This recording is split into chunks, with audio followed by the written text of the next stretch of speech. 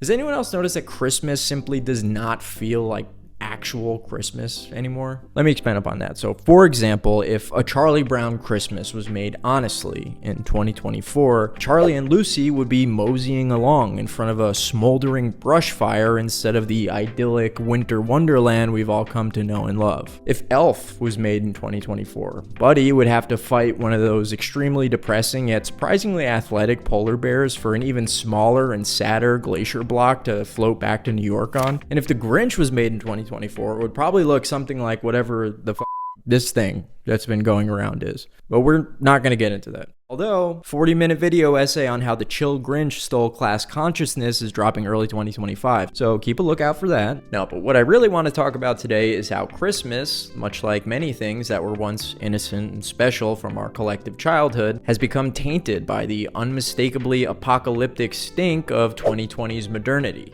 And when I say modernity, I don't mean TikTok or brain rot or broccoli cuts, I mean climate change.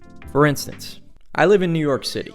I am, in fact, walking here, and frequently so. So the other day, I believe it was December 16th, I felt uncharacteristically sweaty while walking here. So I checked the weather app on my phone, and the midday temperature was inching towards 60 degrees Fahrenheit. And for any Celsius standboys out there, you're just gonna have to take my word for it when I say 60 degrees is hot as shit for mid-December in New York City. I legit just took a walk outside in New York City in mid-December. I didn't need a winter coat, and when I got back inside, my cheeks weren't even mildly flushed.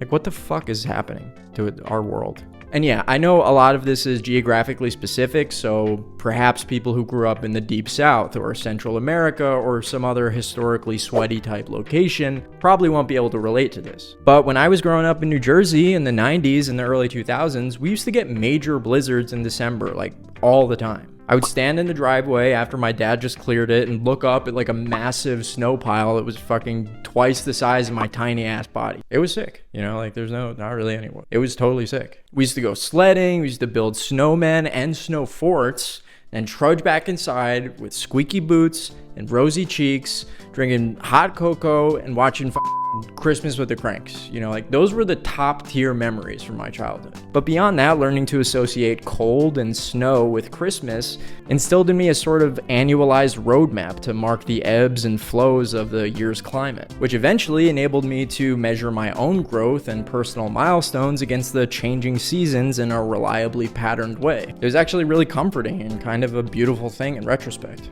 Heavy emphasis on the past tense in that last sentence though, because now I genuinely feel bad for kids growing up. Short of parents throwing up a Yuletide log visualizer on the good old greasy iPad and letting the kids listen to the Rizzler's new Christmas banger on loop, what actual winter activities do kids even have to do in December these days? How are they able to develop that annualized roadmap I wistfully mentioned a few moments ago if December looks and feels almost virtually identical to the 3 months prior? 2023 made headlines for being the warmest December on record, and 2024's is on a steady track to beat those numbers. And to make matters worse, a majority of major US cities haven't had a white Christmas in the past 10 years, which I'm sure I don't need to spell out, but that is unbelievably detrimental to the overall Christmas vibe of the nation.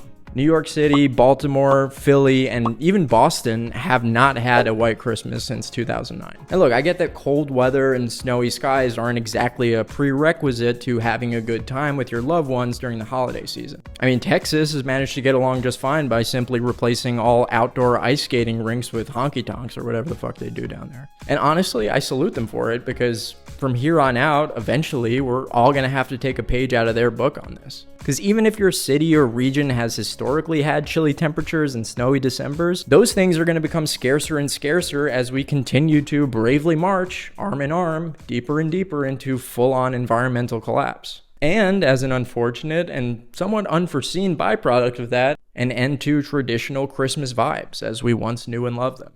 And yeah, I know that sounds horribly depressing and anxiety-inducing, so I'm going to sit next to the Christmas tree here for the part where I try to talk you off the Christmas ledge a little bit, so to speak. I know for many people around my age, climate change has become an almost unfathomably colossal, omnipresent, and increasingly dire crisis that continues to shape the way we think about our futures, and for many of us has become almost as existentially horrifying as the concept of death itself. So with that said, Let's lighten the mood here a little bit and utilize the annoying power of AI image generators to help us envision the climate change Christmases of tomorrow. So here's one I like to call chestnuts roasting on a wildfire. Pretty self-explanatory. That sounds fun. That sounds good. Oh, and this one's pretty good too, see, because I don't know if you knew this, but some types of Christmas trees are becoming endangered due to deforestation and the effects of climate change. So here's a cute little solution. What if we swap out all those pesky Fraser firs for palm trees? And that's very smart, because A, it's tropical. Who doesn't like that? And it reminds people of the glitz and glamour of Hollywood. Very inventive and very cool. Okay, what next? Oh, see, now this one hits close to home because, as I said before, I actually live in this place. And shameful as it is to admit this, but I have always wanted to throw on a Santa hat and kayak down the completely flooded streets of a post-apocalyptic downtown Manhattan. I don't really think you have a bucket list if that's not on there. And okay, this is exciting because who needs snow when you have the aftermath of a giant muddy landslide to sled down? Silly. I mean, guys, forget all that stupid, sad shit I said before. I mean, when I imagine myself as an old man wearing a fashionable Christmas tank top and red and green board shorts on December 23rd, 2054, about to sled down a goddamn mudslide, I gotta be real. Climate change sounds pretty fucking sick, in that context at least.